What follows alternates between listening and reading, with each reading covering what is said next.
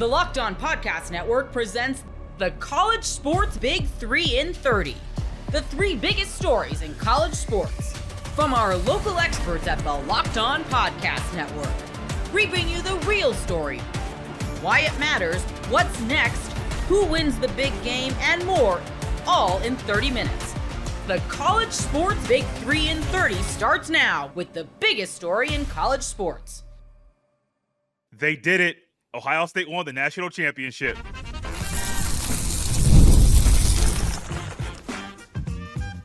You are Locked On Buckeyes, your daily podcast on the Ohio State Buckeyes. Part of the Locked On Podcast Network, your team every day. Man, this run, the 12-team playoff, it ended with an Ohio State 34-23 win over Notre Dame down in Atlanta. This team was one that had different roller coasters, different rides throughout the season. But at the end of the day, Ohio State finished the gauntlet. We had one of the wildest runs we've ever seen in college football and won the national championship. Jeff, we have seen a lot of Buckeye football. We've seen a lot of Buckeye national championships. Jeff Hunt, we've never seen a championship run like this ever in the sport. Well, yeah, I will admit there's never been one, but I will say that Ohio State tends to show up when there's a new format. Like, the more difficult they make it, twice they've showed up the first run of it and won it. It's really amazing. I mean, in all honesty, though, just as a college football fan, and nobody will argue with it, it's one of the greatest runs we've ever seen, just because of, Texas game. The Texas game was close and still 14-point victory. This game was not as close as it, seemed. There's a lot of good things to say about Notre Dame. I know they don't want to hear it right now. A ton of good things to say about Notre Dame, but between that and the first two blowouts, none of it makes sense. I don't remember teams really didn't have a second chance to come together and erase, some mistakes like Ohio State was afforded with the 12-team playoff, and good for them for taking advantage of it. And boy, oh boy, you want to talk about guys showing up. You want to talk about a coach that learned how to coach overnight. I mean, I think we can all just unbelievable in-game. Both these in-game coaches were really good. I was worried about. And to top it off, man, it's hard to explain to a couple young guys like you, but to have your 2.5-year-old grandson call you and tell you go Bucks in his first national championship, it's just an unbelievable night here in Ohio. It's crazy. Cannot say enough good things about this team, and I apologize to all of them because I've said a lot of bad things about them. Yeah, you've seen a lot of football too. I've seen my fair share. Are we still firing Ryan Day after this game? Is that what happens? It depends right how off he into handles the the subs.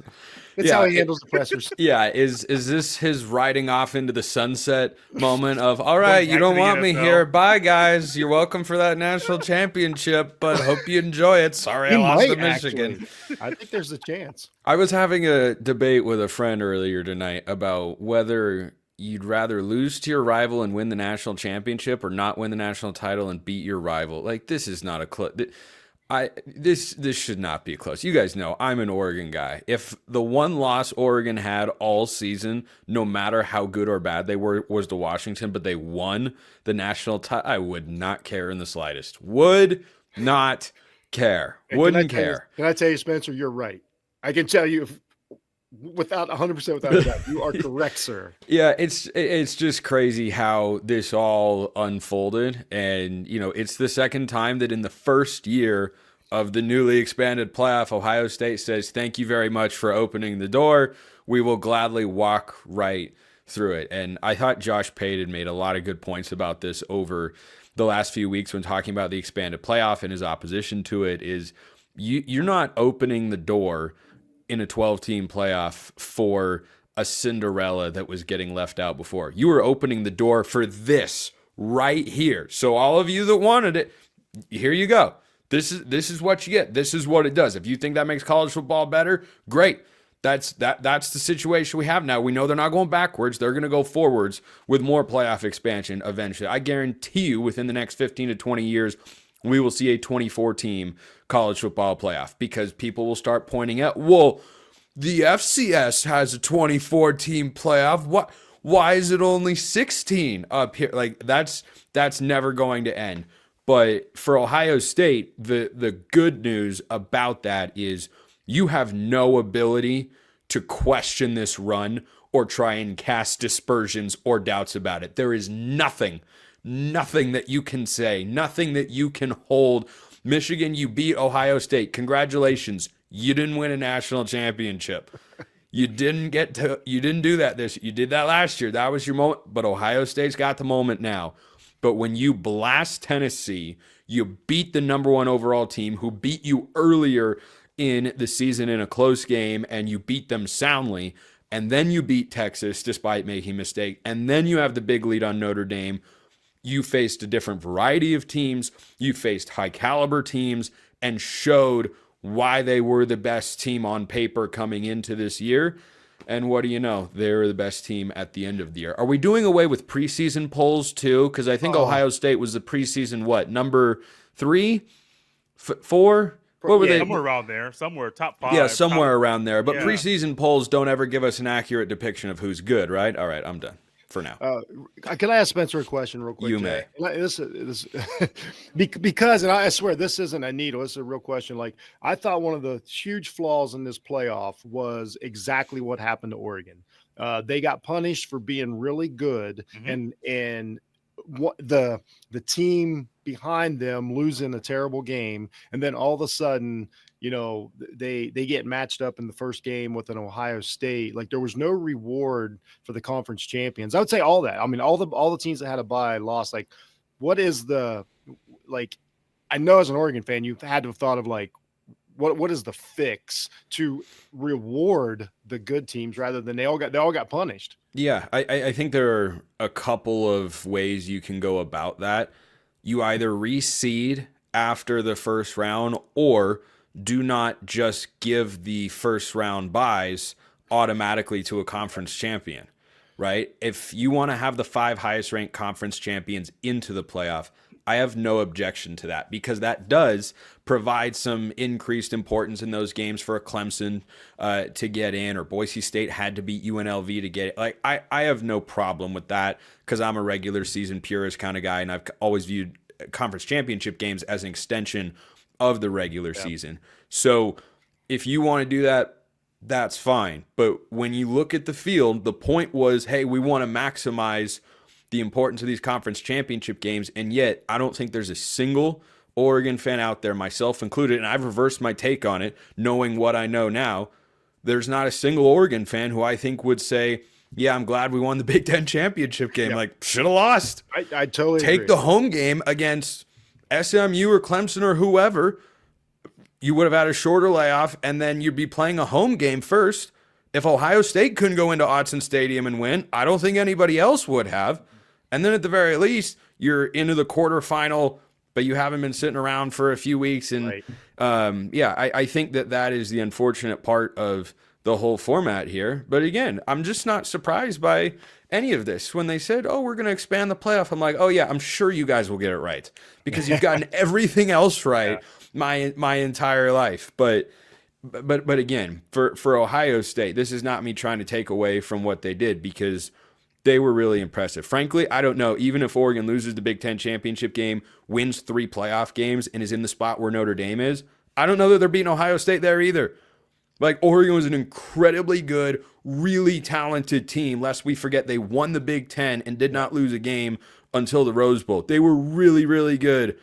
And I still think when Ohio State was at their best, they were better.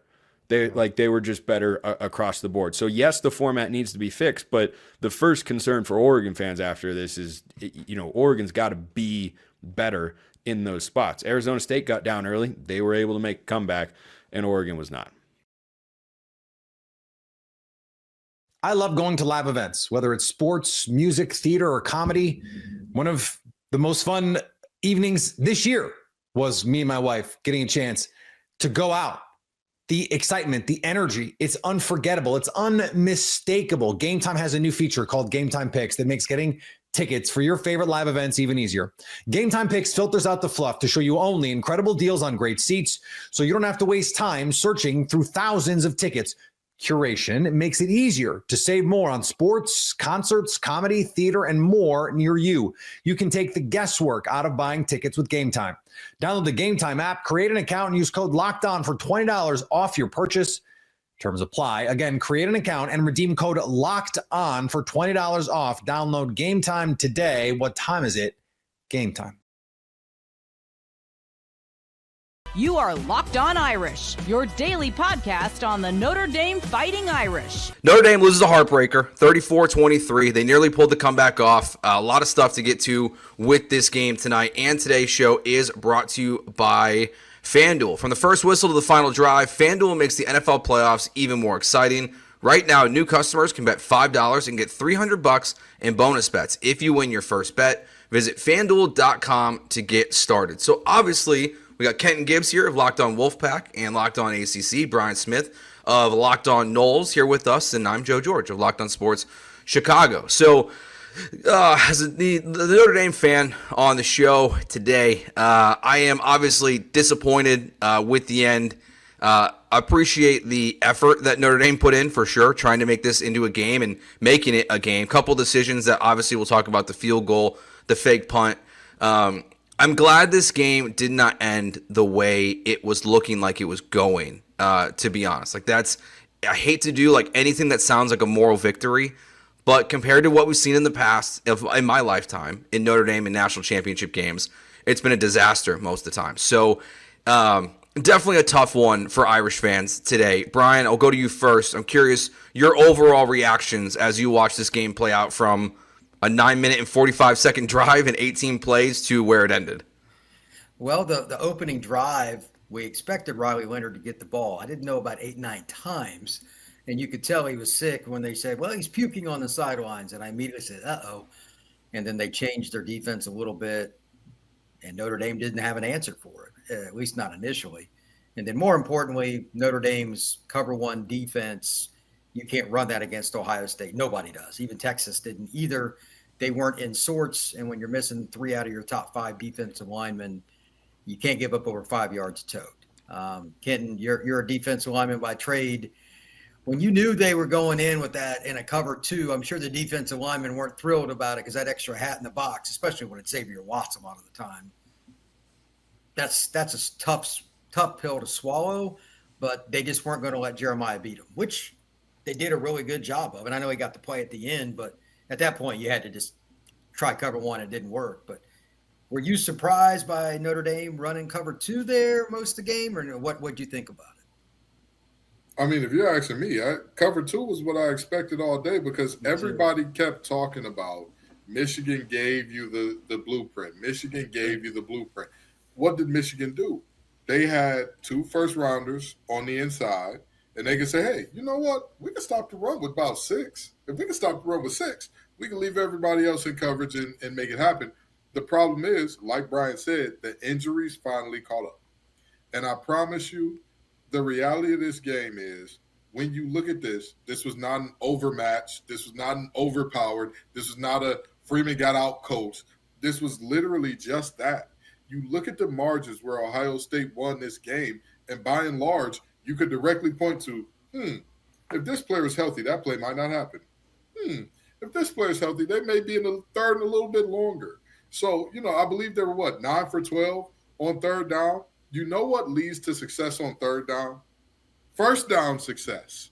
When you put yourself in third and shorter situations, that leads to it. And even beyond that, another thing that leads to having some good success on third down, if you don't have great pass rushers available, if you don't have guys that can push the pocket and all that stuff available, because the interior pass rushers left some wide open lanes for Will Howard to get through. And of course, he's a Division I quarterback. He's going to do it.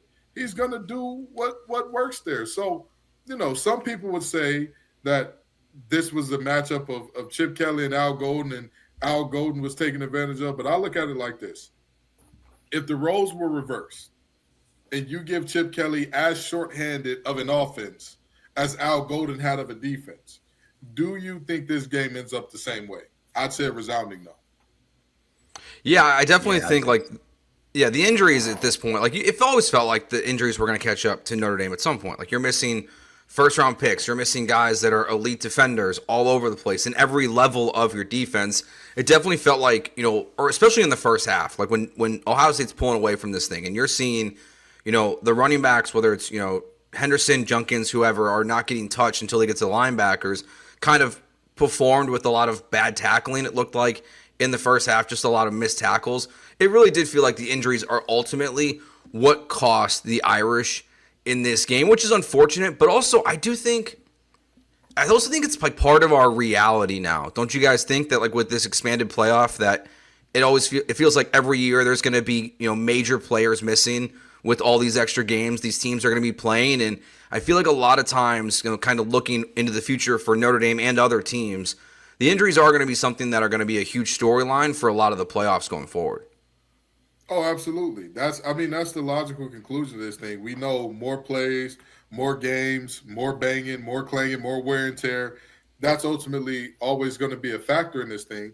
Health, this is one of the last gladiator sports. Health is always going to be a very important factor in a gladiator sport. But again, I acknowledge more than anything else, when this game looked truly out of hand, when it got to 31-7, I said, oh, they're going to roll up. They're going to roll up. This game is over. But for them to still come back and still have a fight and still make this game respectable toward the end. And again, I know Irish fans don't want to hear this. I get it, right? That Golden Dome, it doesn't say play like a runner-up today. That's not what the sign says, when they slapping it going to it. It says play like a champion today. I get it. I'm not saying that Notre Dame fans don't have a right to be upset here. What I am going to say is this team put together a hell of a season. And like you said, at some point in time, you can say next man up all you want. But the difference between your first and your third guy exists for a reason. The difference between those things exists for a reason. And you can say all day and night, it was the scheme, it was the this, it was the that. Brian Smith is a guy that works in recruiting a lot. And you know what the saying is in recruiting, because it's a truism. It's not about your X's and your O's. It's about your what, Brian? Jimmy's and your Joes. And when you got your first two Jimmys down and Joe is in the tent being evaluated and Riley's on the sideline throwing up, you're going to have a bad time. Yeah. Go ahead, Brian. Notre Dame had, 4 or 5 guys moved around on the offensive line, depending on the game throughout the year. And they played okay tonight. But, Jeremiah Love, they tried to say he was healthy before the game. I'm like, he's got an MCL or whatever that he's nervous. Get the heck out of here. There's no way he's going to be healthy in spring ball, let alone in the national title game. He'll get about 6 reps in spring. You know what I mean? Like, it just is what it is. You can't have your best players out all over the place. Benjamin Morrison out, etc. And they can just cost them. I thought that the actual game plan, just as an example from Al Golden, to Kenton's point, was what you had to do. And I know nobody wants to hear that. You were not running cover 1 against Ohio State if Ben played. Without him, you are definitely not running it. And then you got to give credit to Chip Kelly. They ran Howard and basically used him in the exact same manner that Notre Dame did with Riley Leonard. There is no way around it. You have an extra hat to block. It's just generic math. And he's a dude. He's 235, 240 pounds. He's not fun to tackle, and Notre Dame didn't have an answer for that.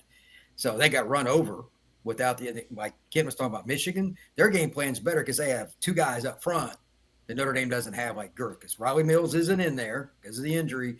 And Howard Cross, while he's good, he's banged up, and he's not a big guy for the position. He's a quick, just make guys miss. It's not the same. So Ohio State did a good job on those short yardage and killed Notre Dame in that. And just a quick thing before we go back to you, Joe. To speak about the scheme for a second, when you think about going cover 1, right? What does cover 1 leave you susceptible to? And what happened every time Notre Dame went cover 1? Even when they had great coverage, man coverage leaves you susceptible to the quarterback run. It's a pick your poison. And tonight, Ohio State was wheeling and dealing the best cyanide I've seen in some time. So you look at this thing, and again, it's not a situation where I would say, hey, I know for a fact if everybody's healthy, Notre Dame wins this game. I'm not going to tell that lie. But what I will say is this. Looking at this game, even solely, isolating from everything else, just saying, just tonight, what did we see? We saw an Ohio State team that had better Jimmys and Joes. Much more than the scheme was just, they were throwing up to wide open guys all night and the running lanes where you could drive a Mack truck through them. That wasn't the case. They just had guys I remember there was one play when they were driving to go up 21-7. Travion Henderson gets hit at about the 20 or 15, and he falls forward to the 8. Like, that's the type of stuff where it's like, as a coach, what do you want them to do? Their safety is coming down and trying to make a tackle, and this guy's still getting 7 yards after contact. So, again, this is one of those moments where I'm looking up and I'm saying, you got beat by a better team. But again, this was not an all-out domination to the point where it's like, this is going to be a black eye on Notre Dame's history forever. And to say that it is, look at the last couple times you played in the national championship or a game like this. It was nowhere near like this. Wisconsin already had plenty to say about Xavier Lucas transferring to Miami. You are Locked On Canes, your daily podcast on the Miami Hurricanes. For reference, because we're going to be responding to a lot of this stuff that Wisconsin put out there in their Saturday evening statement. Let me read the statement for you, and we'll break it down with Mr. Heitner. Wisconsin on Lucas transferring to Miami, despite them never putting him in the transfer portal. They say, we are disappointed that Xavier Lucas has chosen to withdraw from the University of Wisconsin. He has been a valued member of our football program. We were looking forward to helping him continue to grow as a student, a person, and a football player. On December 2nd, 2024, Xavier and Wisconsin Athletics entered into a binding 2-year NIL agreement reflecting his strong commitment to continuing with the Wisconsin football program. We understand that he also executed a separate agreement with the Varsity Collective. His agreement with Wisconsin Athletics included substantial financial compensation for Xavier. Under the terms of the agreement between Xavier and Wisconsin Athletics, it remains in effect and enforceable, they say. They continue. Badger student athletes who have signed these agreements expect Wisconsin Athletics to honor the terms. In turn, Wisconsin Athletics relies on the student athlete representations in signing these agreements that they will do the same.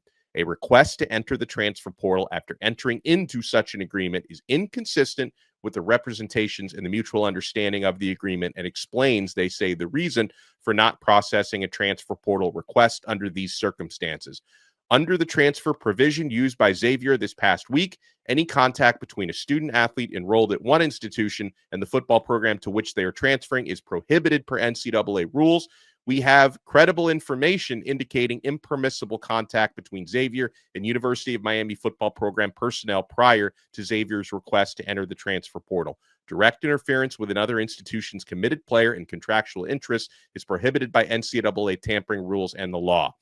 This is another significant moment, they say, in the evolution of college athletics as we move toward a future state that will rely on direct contracting with student athletes.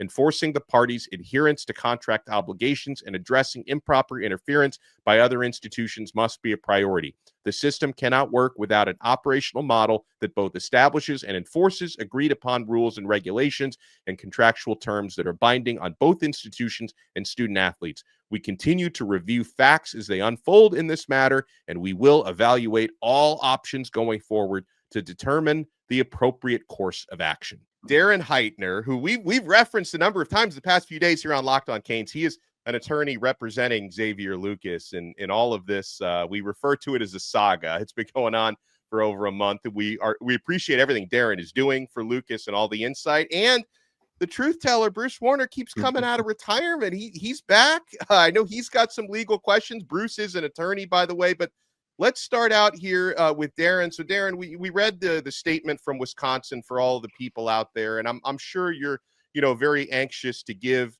Xavier's side and your side on this, since Wisconsin clearly gave their side of it. Let's start with what the Badgers what they repeatedly referred to as a binding 2-year contract that was signed by Xavier Lucas. How can a revenue sharing contract, how can that be binding even though the House settlement can't pass for about another 2.5-3 months? Excellent question, Alex. First of all, thanks so much for having me. And I've been following your coverage. It's been excellent. It's probably been pretty difficult to follow because everything's moving so quickly.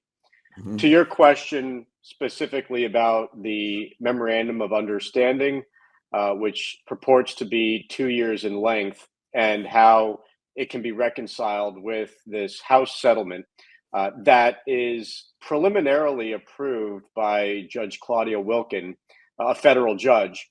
but it will not be finally approved until the earliest April 7, 2025. That is the date on which she has decided to host a hearing. And at that hearing, she can provide final approval. She can rule from the bench and do so. She can also take it under advisement and decide to rule at a later date. Or she can say, I have a lot of concerns with this settlement agreement. I am not going to provide final approval. We go back some months when there was a hearing for preliminary approval. She actually expressed a lot of concerns about how the settlement agreement was worded. Ultimately, the parties, that being the counsel for the plaintiffs as well as counsel for the NCAA, went back to the drawing board, made some minor adjustments, and Judge Wilkin decided to ultimately provide that preliminary approval. A lot of people, including schools, conferences, and the NCAA, appear to be operating as though it's a shoo-in that Judge Wilkin will provide final approval and that she will do so on or around April 7, 2025. From my perspective, it's not a guarantee. But I think what's of penultimate importance is that when we look at these contracts that are being signed, and if we look at Wisconsin and some other Big Ten schools that have decided to essentially adopt this Big Ten template, and by the way, that is the reason why the Big Ten issued a statement in support of Wisconsin, because it is the architect of the agreement that Wisconsin and some other Big Ten schools, not all Big Ten schools, are using. It is premised on this final approval of the settlement. But as we sit here right now having this conversation, the NCAA rules are what the NCAA rules are, which is that there cannot be pay for play. Schools cannot make direct payments to players. The state of Wisconsin, unlike a couple of other states, has not modified its laws either through legislative work or an executive order to allow for direct payments from schools to players.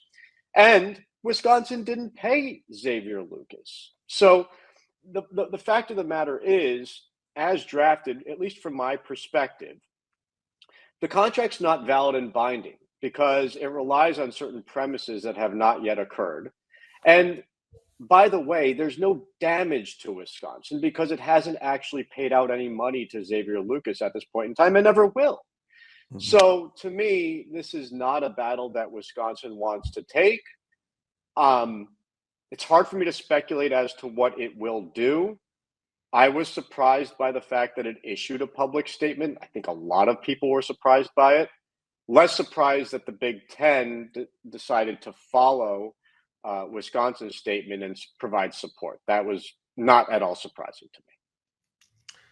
You know, Darren, you said something about an agreement or the contract. It seems like it was drafted by Wisconsin and the Big Ten with no input from anybody else. I'm concerned about that. I mean, how do you have an agreement if two parties don't agree to the language in the document? So these guys are being forced to sign these things, it seems like.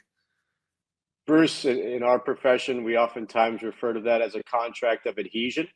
And if the terms are so one-sided, and one of the parties, the athlete, who may not have had representation review the contract, didn't have a real appreciation for what he was signing, and really all the rights are provided to the other side. Mm-hmm. From my perspective, it's also an illusory contract. Correct. That's what I meant. And could be unconscionable. So absolutely, that goes beyond the myriad of points that I know, Darren. But because it is deep into the law, and on X, it's a bit tough to go that deep and have a real appreciation. And then I'm just going to get thousands of responses from these angry Wisconsin fans. And by the way, they're hitting up my Instagram and sending me DMs. And unfortunately, they love me too. Don't worry. Religion, yeah, it is what it is.